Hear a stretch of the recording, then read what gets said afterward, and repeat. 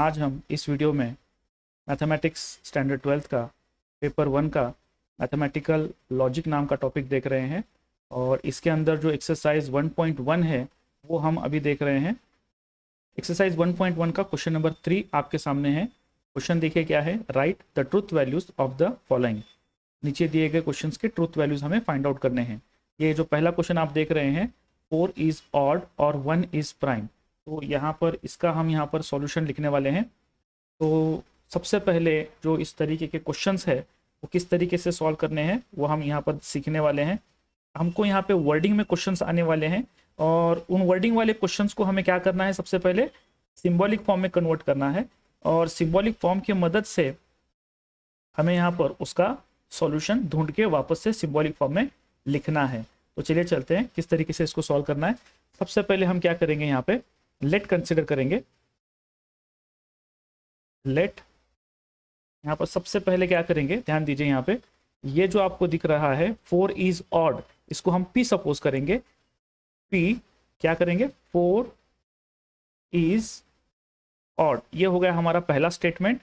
और दूसरा स्टेटमेंट को हम बोलेंगे 1 इज प्राइम। ध्यान से देखिए इस क्वेश्चन को, 4 इज ऑड, उसके बाद यहाँ पर और लिखा हुआ है, लेकिन ये जो और है ये कनेक्टिव कहलाएगा, दो स्टेटमेंट को जोड़ने वाला कनेक्टिव है ये। तो यहाँ पर जो और के पहले है वो है P और के बाद में जो आपको दिखाई दे रहा है वो है Q, हमने यहाँ पर सपोज किया है। उसके बाद हम यहाँ पे लिखेंगे देन, बहुत छोटे छोटे सॉल्यूशंस है, यहाँ पे लिखेंगे then the symbolic form, then the symbolic form of the given statement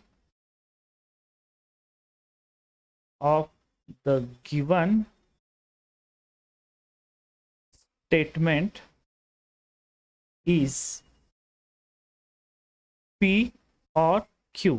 ये जो और है वो और का ये सिंबॉलिक फॉर्म है और ये P है ये Q है। तो सिंबॉलिक फॉर्म सबसे पहले हमने लिखा, लेकिन ये जो मेन क्वेश्चन है question number 3 right the truth values है, तो हमें ट्रूथ वैल्यू फाइंड करनी है, इसलिए हम यहां पे लिखेंगे देन द ट्रूथ वैल्यू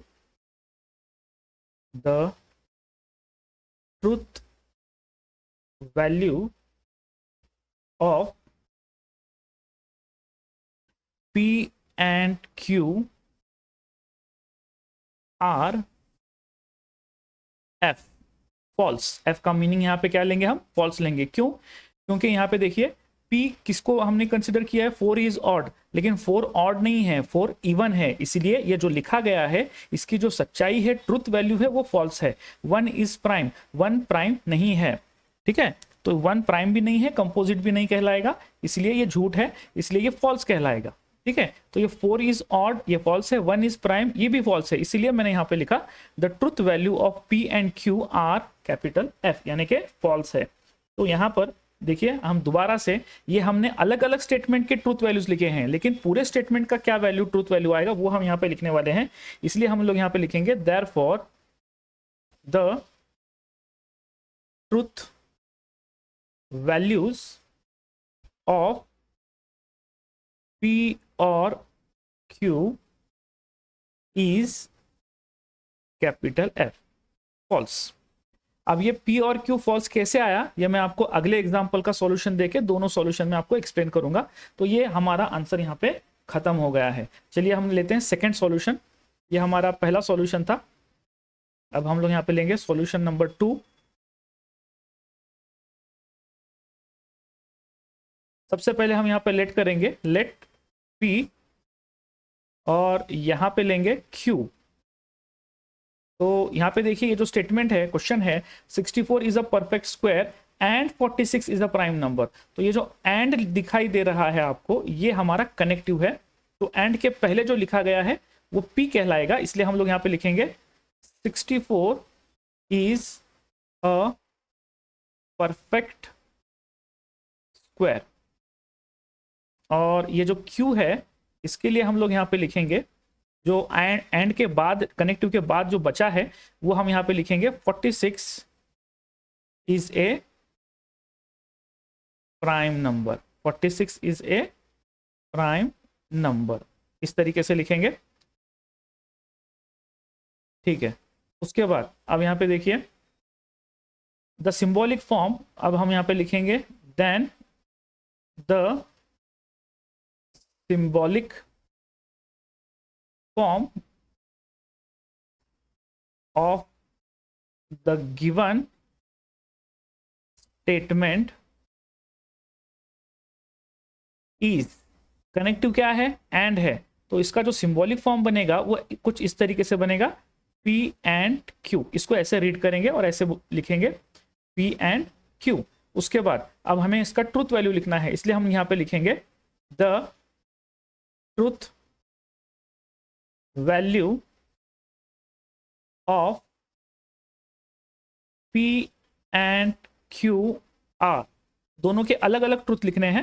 यहाँ पे देखिए P क्या है, 64 इज अ परफेक्ट स्क्वायर, जी हाँ ये सही है, 64 एक परफेक्ट स्क्वायर है, 8 8 सा 64, 8 का ये स्क्वायर है, तो ये परफेक्ट स्क्वायर है, तो ये सही है, इसलिए P के लिए हम लिखेंगे कैपिटल T। एंड Q के लिए हमको इसका ट्रूथ वैल्यू लिखना है 46 इज अ प्राइम नंबर। 46 क्या ये प्राइम नंबर है, नहीं, ये 46 प्राइम नंबर नहीं है। प्राइम नंबर वो होते हैं जो सिर्फ अपने ही टेबल में आते हैं, दूसरों के नहीं आते हैं। ये 46 क्या है, कंपोजिट नंबर है, ठीक है। तो ये जो लिखा गया है 46 इज अ प्राइम नंबर, ये फॉल्स है, इसलिए हम लोग यहाँ पे लिखेंगे कैपिटल F, ठीक है। अब पूरे स्टेटमेंट का हमें ट्रूथ वैल्यू लिखना है, इसलिए हम लोग यहाँ पे लिखेंगे therefore the truth values of P and Q is, यहाँ पे देखिए P एंड Q के जगह पे मैं लिखूंगा यहाँ पे T एंड F, और इसका आंसर आएगा इज, इसका जो आंसर है सिंबॉलिक फॉर्म का F, कैपिटल F। अच्छा, ये मैंने कैसे लिखा और कैसे सॉल्व किया, यहाँ पे देखिए मैं यहाँ पे समझा रहा हूं, ध्यान से देखिए, कलर चेंज करता हूं मैं इसका, ठीक है। अगर यहाँ पे T है, यहाँ पर T है और बीच में अगर और है, तो इस सबसे पहले तो एक बात ध्यान रखिए, T का मतलब है 1, F का मतलब है 0, थोड़ी देर के लिए समझ के लेना है हमें ये। और उसके बाद यहाँ पे ये जो और है और ये जो एंड है, इनका क्या मीनिंग होता है, और के लिए हमें लेना है,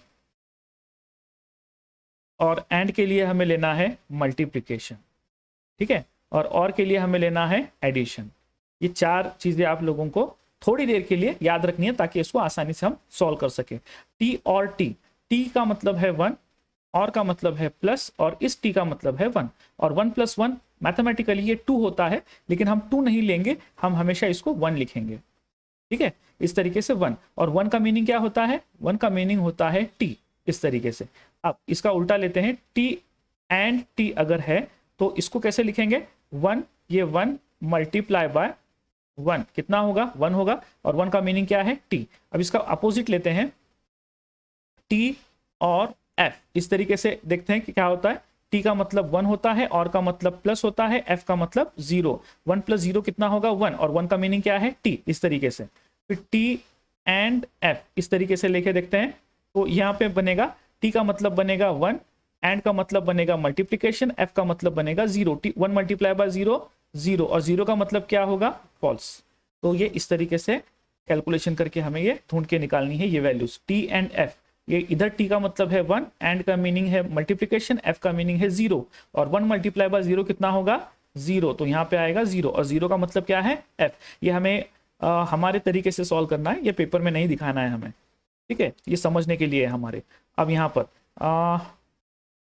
यहाँ पे देखिए, यहाँ पे इसका दोनों का ट्रूथ वैल्यू क्या था, F था, तो यहाँ पे हम कंसिडर करेंगे 0, Q का मतलब भी आएगा 0, और का मतलब आएगा प्लस, 0 + 0 कितना होगा, 0, कितना आएगा, 0, और 0 का मतलब क्या है, F। तो ये इस तरीके से इसको सॉल्व करना है। क्वेश्चन नंबर 3 में इस तरीके से 8 क्वेश्चंस हैं, और ये जो 2 क्वेश्चंस आप लोगों को मैंने यहाँ पे इस वीडियो में एक्सप्लेन किया है, इसको देख के आप लोगों को बाकी के 6 एग्जाम्पल्स आपको प्रैक्टिस करने हैं, ठीक है। इस वीडियो को हम लोग यहीं पे एंड करते हैं।